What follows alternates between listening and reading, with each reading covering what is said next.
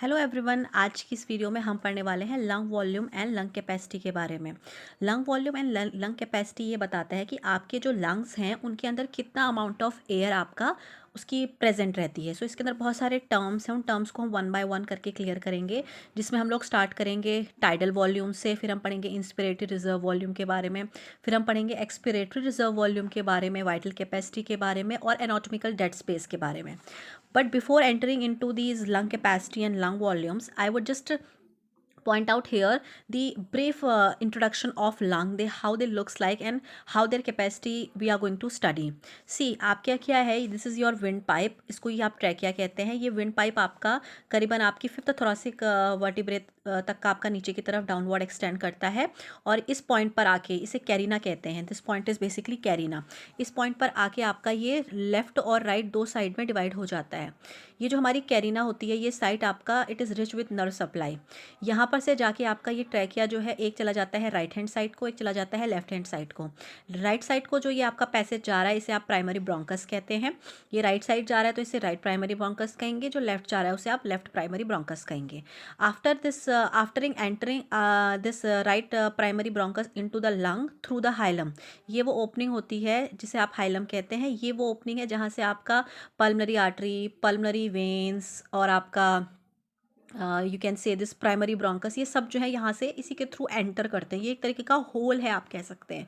तो इसके बाद एंटर करने के बाद आपका ये प्राइमरी ब्रोंकाई जो है ये फर्दर डिवाइड होती है ब्रोंकियोल्स में, और उसके बाद आपका फर्दर आपका एक्सटेंशन होता रहता है। फर्दर आपका ये ब्रोंकाइज और फर्दर एक्सटेंड होती रहती हैं, डिवाइड होती रहती हैं और थिन होती रहती हैं, और टर्मिनल पर जाकर इनके पर एक लोब पाया जाता है जिसे आप एल्वेलाई कहते हैं, और यहीं पर आपका एक्चुअल में गैस का एक्सचेंज होता है। तो ये हमारा बेसिक है, और इसके नीचे हमारा क्या रहता है, डायफ्राम लाई करता है। और ये जो स्पेस आप देख रहे हैं आपके दो लंग्स के बीच में, इस स्पेस को कहा जाता है मीडिया स्टेनम। ये वो स्पेस है जहाँ पर हमारा हार्ट एक्चुअली में लाई करता है। ऑल राइट, ये जो दोनों के दोनों लंग्स हैं, ये जिस कैविटी के अंदर रहते हैं उसे कहा जाता है थोरेसिक कैविटी। वो थोरेसिक कैविटी आपका आपके लंग्स को अपने अंदर कंटेन करती है। बात करें इन लंग्स की, तो इन लंग्स के बाहर से आपका एक दोहरी झिल्ली होती है जिसे आप प्लूरल मेम्ब्रेन कहते हैं। ये अपने अंदर प्लूरल फ्लूइड कंटेन करती है और हमेशा लंग्स को ल्यूब्रिकेटेड रखती है, और इसको रिकॉइलिंग भी प्रोवाइड करती है। जब आपका लंग एक्सपेंड करता है तो उस समय उसकी जो रिकॉइलिंग होती है वो इसी प्लूरल मेम्ब्रेन की मदद से वो अपने आप को सफिशिएंटली कॉन्ट्रैक्ट और रिकॉइल कर पाता है। अब बात करें, अगर आप देखें राइट और लेफ्ट लंग को, अगर आप क्लियरली देखेंगे तो आपको दिखाई दे रहा होगा राइट लंग जो होता है वो थोड़ा सा आपका साइज़ में बड़ा होता है लेफ्ट लंग की कंपैरिजन में, आप देख सकते हैं। अगर आप बात करें आपके लंग के स्ट्रक्चर की, तो यहाँ पर आपको जो ये वाला हिस्सा दिखाई दे रहा है, ये जो पॉइंटेड हिस्सा दिखाई दे रहा है, इसे कहा जाता है एपिक्स।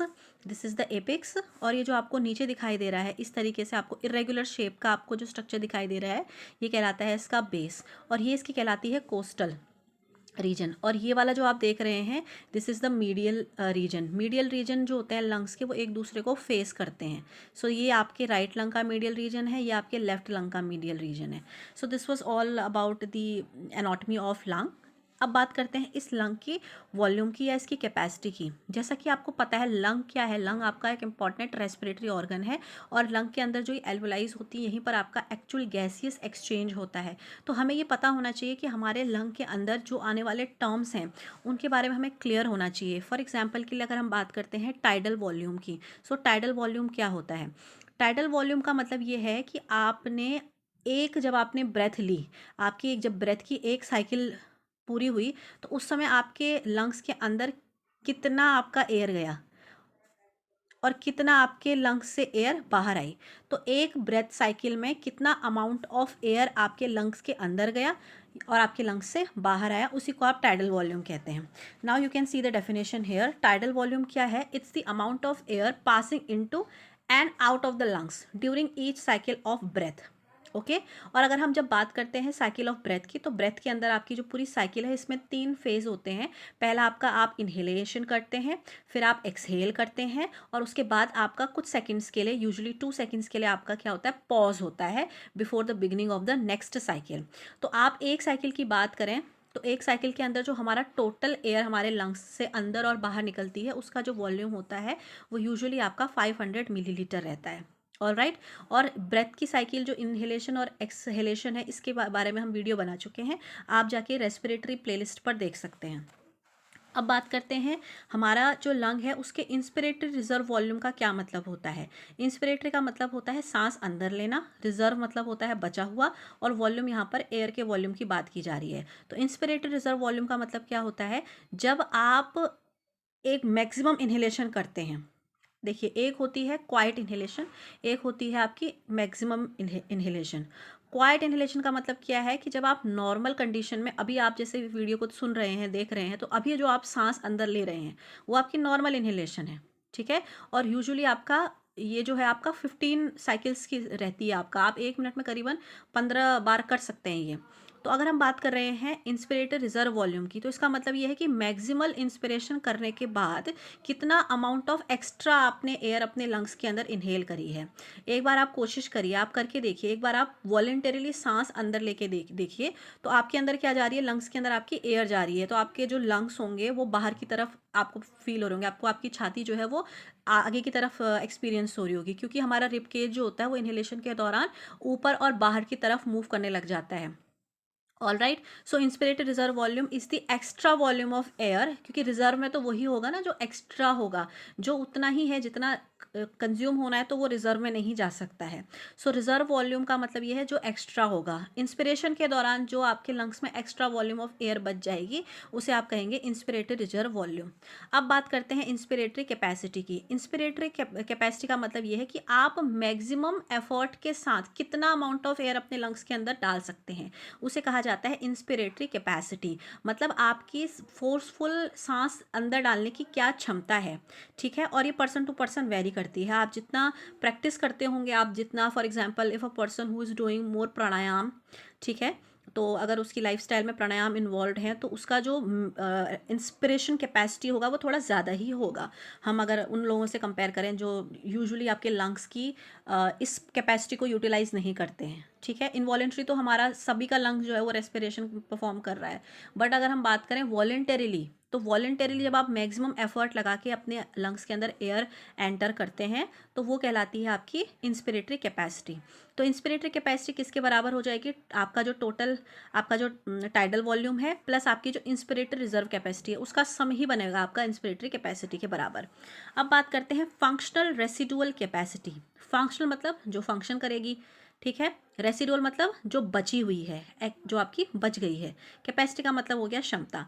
यानी कि फंक्शनल रेसिडुअल कैपेसिटी क्या होती है, आपने देखिए, जब आप क्वाइट एक्सपायरेशन करते हैं, जब आपने एक शांत नॉर्मल तरीके से आपने सांस बाहर छोड़ी, तो जब आप सांस बाहर छोड़ते हैं तो कुछ अमाउंट जो है एयर की आपके एयर पैसेजेस और आपके एल्वोलाई के अंदर रह जाती है।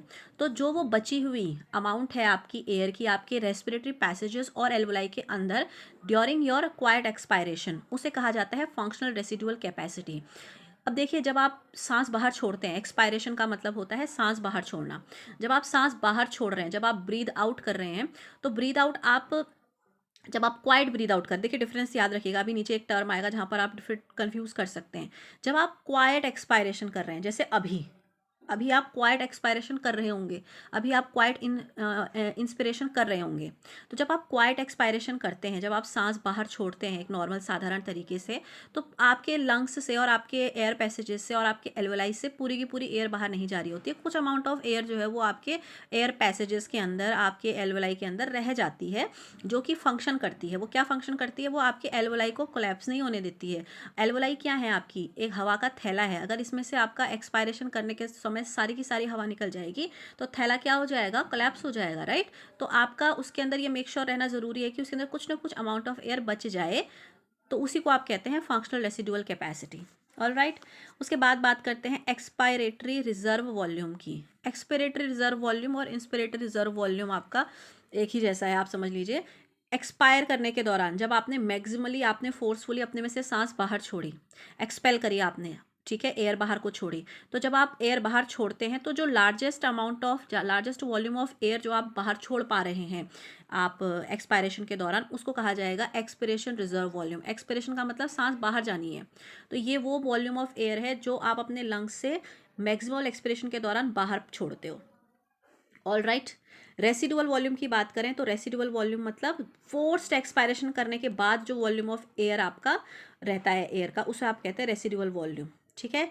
फोर्सफुल एक्सपिरेशन का मतलब जब आप फोर्सफुली, जितनी आपके पास ताकत है उतनी आप सांस बाहर छोड़ रहे हैं अपने लंग्स से, तो उसके बाद भी आपके लंग्स के अंदर जो बचा हुआ एयर रह जाता है उसको आप रेसिडुअल वॉल्यूम कहते हैं।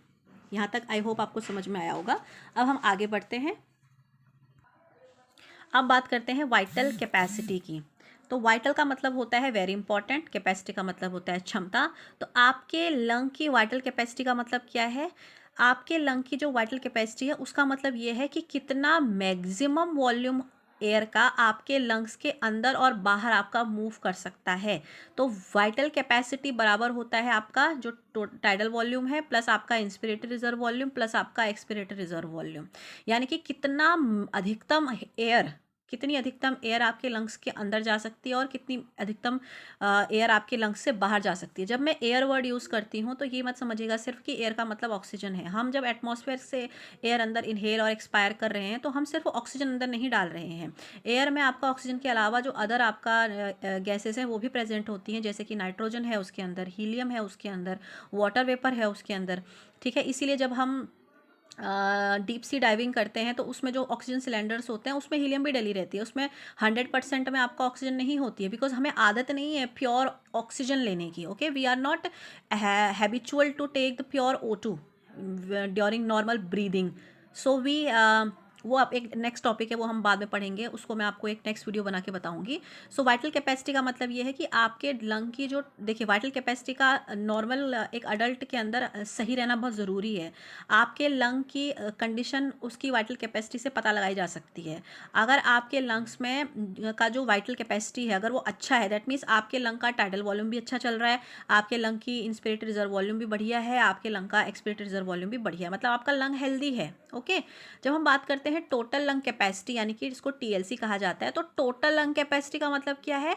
टोटल लंग कैपेसिटी का मतलब कितना मैक्सिमम एयर आपका लंग होल्ड कर सकता है। देखिए, जब आप प्राणायाम करते हैं, जब आप योगा करते हैं, तो वहाँ पर आपको क्या सिखाया जाता है? आपको लंग्स में से आपके बोला जाता है कि आप अपनी सांस को रोक के रखो। या आप जब स्विमिंग करते हैं तो स्विमिंग में भी आपको क्या बोला जाता है कि आप ना अपनी सांस जो है वो होल्ड करके रखो। सो आपकी सांस की होल्डिंग कैपेसिटी आपके लंग की कैपेसिटी से डिसाइड होगी। आपका लंग का टोटल लंग कैपेसिटी जितना अच्छा होगा वो उतना अच्छा अमाउंट ऑफ एयर होल्ड करके रखेगा। तो जितना ज़्यादा आपका lung amount of air hold करके रखेगा उतना आपको एक्सटर्नल एयर को इनहेल करने की ज़रूरत नहीं पड़ेगी, उतनी देर तक आप अंदर ही आप अपनी एयर को होल्ड करके रख सकते हैं। सो टोटल लंग कैपेसिटी का मतलब maximum amount of air the lung can hold. All right. तो अगर हम बात करें एक अडल्ट के अंदर जिसका एवरेज बिल्टअप है, तो उसके अंदर आपका जो टोटल लंग कैपेसिटी होती है वो अप्रॉक्स 6 लीटर की होती है। यानी कि जो हम मैक्सिमम हवा अपने लंग्स के अंदर होल्ड करके रख सकते हैं वो है हमारा 6 लीटर की। अब बात करते हैं एल्वियोलर वेंटिलेशन। वेंटिलेशन का मतलब होता है हवा का अंदर और बाहर चलना फिरना। एल्वुलर का मतलब एल्वोलाई से। सो एल्वुलर वेंटिलेशन का मतलब ये है कि हमारे एल्वोलाई से हर एक मिनट में कितना एयर अंदर और बाहर जा सकता है, उसी को आप एल्वोलर वेंटिलेशन कहते हैं। So it is the volume of air that moves into and out of the alveoli पर मिनट। All right. देखिए, जैसा कि मैं आपको बता चुकी हूँ, जब हम नॉर्मल क्वाइट ब्रीदिंग करते हैं तो हमारी पर मिनट जो है वो 15 कंप्लीट रेस्पिरेटरी साइकिल्स पूरी होती हैं। 15 कंप्लीट रेस्पिरेटरी साइकिल का मतलब हम 1 मिनट में हम 15 बार inhale exhale pause, inhale exhale pause, ये ऐसा हम 15 बार करते हैं। ओके, ये नॉर्मल क्वाइट ब्रीदिंग की बात चल रही है। हमारे जब हम ब्रीदिंग करते हैं तो हमारे जो लंग्स और हमारे एयर पैसेजेस होते हैं वो आपका कभी भी खाली नहीं होते हैं। जब आप एक्सपायर करते हो तो एक्सपायर का मतलब आपने सांस बाहर छोड़ी, ठीक है, तो लंग्स ने सांस एयर जो है वो बाहर छोड़ी, वो एयर पैसेज से निकली और आपके नोस्ट्रल्स पे पहुंची और आपने बाहर रिलीज़ कर दी। पर ऐसा कभी नहीं होता है जब आप एक्सपायर भी करते हैं। इवन अगर आप फोर्सफुल एक्सपायरेशन भी कर रहे हैं तब भी आपके लंग्स और आपके एयर पैसेजेस कभी खाली नहीं होते हैं। उनके अंदर कुछ ना कुछ फंक्शनल रेसिडुअल वॉल्यूम बचा रह जाता है जो एयर पैसेजेस की, लंग्स की, एल्वोलाइज की कोलैप्सिंग से होने से बचाता है। क्योंकि अल्टीमेटली ये क्या है, आपके लंग्स जो है वो एक बलून की तरह ही तो है आपका, आप समझ सकते हैं, एक थैली की तरह है। थैली के अंदर हवा भरी हुई है, अगर सारी आप हवा निकाल देंगे एक बलून से तो बलून क्या हो जाएगा? कोलैप्स कर जाएगा। तो उसके अंदर थोड़ी अमाउंट ऑफ एयर बचे रहना जरूरी है ताकि नेक्स्ट साइकिल तक का वो आपका फंक्शन में बना रहे। जब हम बात करते हैं गैसेस एक्सचेंज की, तो गैस का एक्सचेंज कहाँ पर होता है? आपकी जो एल्वोलर वॉल्स हैं उनकी अक्रॉस ही आपका गैस का एक्सचेंज होता है। आपकी एल्वोलाई और आपकी एल्वोलर डक्ट्स की जो दीवारें हैं उनकी अक्रॉस ही आपका गैस का एक्सचेंज होता है। अब एक टर्म आता है anatomical dead space. Anatomical dead space का मतलब क्या होता है? जैसा कि हमने ये सीखा कि हमारे लंग्स और हमारे एयर पैसेजेस कभी भी खाली नहीं होते, तो हमारे रेस्पिरेटरी पैसेजेस में जो भी आपका एयर रह जाती है उसे कहा जाता है anatomical dead space. So remaining capacity of respiratory passage is called anatomical dead space, और ये रहती है आपका 150 मिलीलीटर की। यानी कि हमारी जो रेस्पिरेटरी पैसेजेस हैं, ठीक है, हमारा जो रेस्पिरेटरी पैसेज का मतलब जो आपके रेस्पिरेशन के जो रास्ते हैं, जैसे हमारा नेजल ट्रैक, हमारा ब्रोंकाई, हमारा ट्रैकिया, ये सब जो हैं इनको आप रेस्पिरेटरी पैसेजेस कहेंगे। सो इनकी जो कैपेसिटी है, बची हुई कैपेसिटी जो ये और कैपेसिटी का मतलब ये उतनी ही अमाउंट ऑफ एयर अपने अंदर होल्ड करके रखते हैं, तो उस स्पेस को आप एनाटॉमिकल डेड स्पेस कहते हैं, और ये यूजुअली आपका 150 ml का होता है। आई होप आपको ये वीडियो समझ में आया होगा। तो इस वीडियो में हमने सीखा है हमारे लंग्स के वॉल्यूम्स क्या क्या होते हैं और लंग्स की कैपेसिटी क्या होती है। तो अगर आपको ये वीडियो समझ में आया है और आपको अच्छा लगा है तो अपने दोस्तों के साथ इसे शेयर कीजिएगा, और please subscribe to my channel. Thank you so much for watching my video.